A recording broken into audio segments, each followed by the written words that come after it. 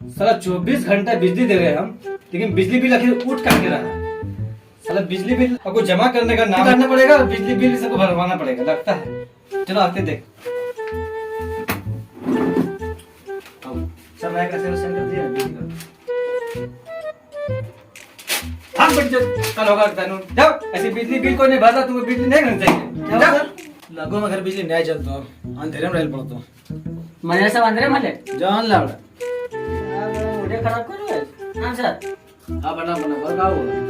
देखे सर एकरा 3 महीना में घर का चाक बिल कर देने 10,000 के एगो टिम बोले चलावे हम एक ही बोल जाता है तब और भूख रात में तेरा बाप मारता है।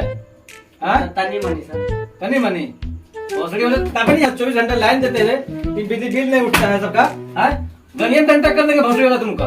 एगो बात कहे सर, बोलो। कनियम डंटा मत कीजिएगा, बाबा श्री राम बाबा से भोसड़ी का